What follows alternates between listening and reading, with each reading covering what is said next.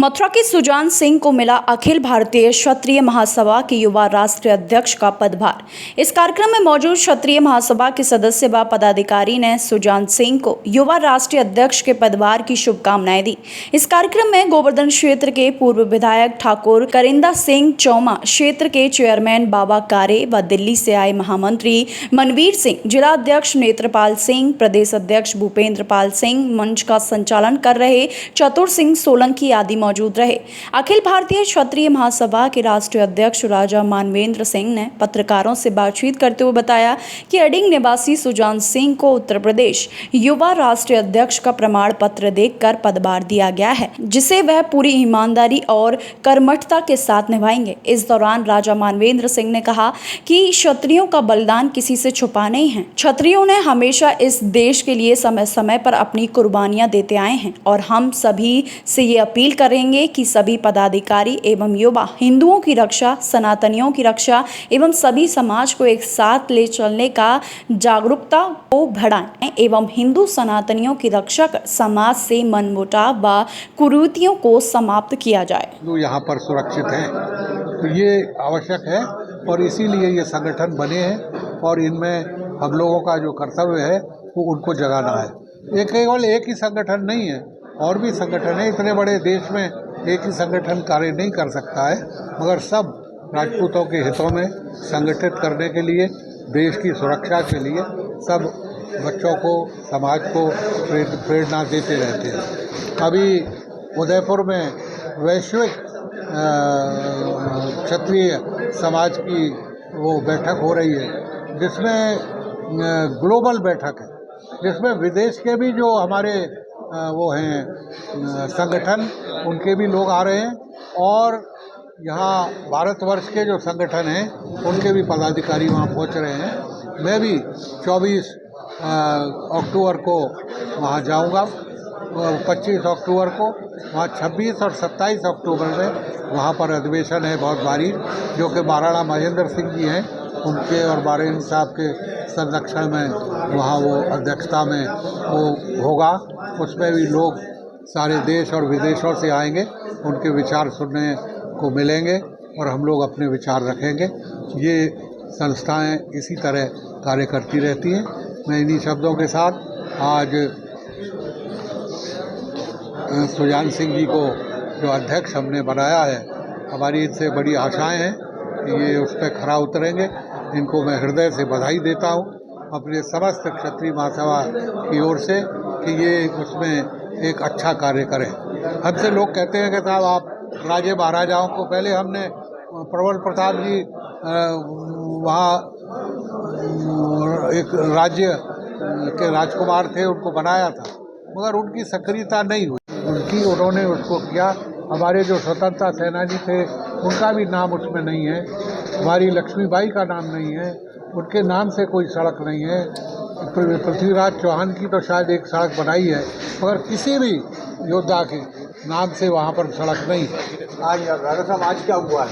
आज हम अपने नौजवानों को, अभी तक हमारे जो अध्यक्ष थे वो प्रबल प्रताप सिंह जी थे छत्तीसगढ़ के, मगर हम इस पर भी मंथन करते रहते हैं कि जो हमारी संस्था के पदाधिकारी हैं, अगर वो सक्रिय नहीं हैं तो हम उनको हटा के उनकी जगह दूसरे व्यक्ति को उसका दायित्व देते हैं, जिससे कि वो संगठन बने। आज हमारे को आवश्यकता है कि जो हमारे युवा हैं उनको संगठित किया जाए, उनमें जो भावनाएं हैं उनमें क्षत्रित्व की भावनाएं डाली जाए, उनमें हिंदुत्व की भावना डाली जाए, उनमें सनातन धर्म की भावनाएं डाली जाए और उनको शिक्षित किया जाए अपने इतिहास के बारे में। तो इसलिए हमने, हमारा महिला विंग भी है, उसकी भी राष्ट्रीय अध्यक्ष हैं, हमारा युवक विंग है, जिनमें अब हमने इनको सुजान सिंह जी को अध्यक्ष बनाया है और इनसे बार बार मैंने चर्चा की है कि आपको हर प्रांत में जाना होगा और वहाँ पर जाकर हर प्रांत में अपना अध्यक्ष बनाना होगा, जो हमारे प्रांतीय अध्यक्ष हैं उनकी सलाह से, और आपको हर प्रांत में वहाँ पर रहकर और संगठन को स्थापित करना होगा सारे देश में।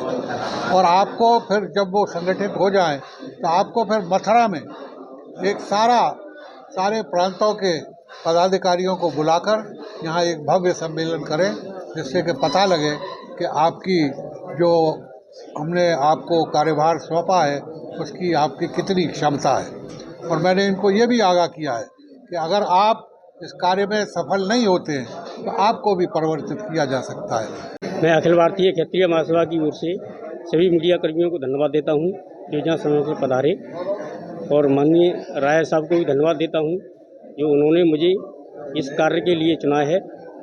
मैं अपनी टीम गठित करूंगा राय साहब के सानिध्य में, और इसमें सारे क्षत्रियों को जोड़ा जाएगा जो क्षत्रिय बिछड़ गए हैं शिक्षा से, गरीबी से, उन सबको जोड़ा जाएगा और विकास के कार्य कराए जाएंगे।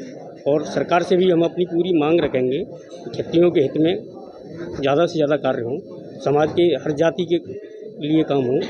इसलिए हम इस संगठन को मजबूत करेंगे, युवाओं को आगे लेके आएंगे। यही हमारा संकल्प है, यही हमारा। ने हमेशा धर्म की रक्षा की है, गौ की रक्षा की है, ऐसे मथुरा नगरी में लगातार गौ तस्करों का आतंक छाया हुआ है। किस प्रकार से सहभागिता करेंगे? इसमें भी हम प्रशासन को साथ में लेकर इसको रोकने का पूरा प्रयास करेंगे। आज माननीय मानव सिंह ने एक ऐसे युवा को कमान सौंपी है, उसको राष्ट्रीय युवा का अध्यक्ष बनाया है। मैं चाहूँगा कि जो जिम्मेदारी उनको जो मिली है उसको कैसे निभाएं। क्षत्रिय समाज का कोई क्षत्रिय को जाति नहीं है, क्षत्रिय धर्म है। और क्षत्रिय हमेशा अपने लिए नहीं काम नहीं करता, हमेशा राष्ट्र हित में काम किया। आप इतिहास उठा लें, इतिहास हमेशा अगर कहीं उसने अपने परिवार की, अपने समाज चिंता नहीं की, उसने अगर चिंता की है तो एक देश हित में की है, राष्ट्र हित में उन्होंने चिंता की है। उसका परिणाम आज आपको दिखाई दे रहे हैं। सीमाओं का जब भी कोई सीमा में कष्ट आया तो क्षत्रियों हमेशा अग्रणी भूमिका उनकी शुरू में रही। मैं चाहता हूँ कि हमको जो जिम्मेदारी मिली है, मुझे भी ये राष्ट्रीय उपाध्यक्ष में रहा, मैं यहाँ ब्रजमंडल सचिव का भी अध्यक्ष रहा।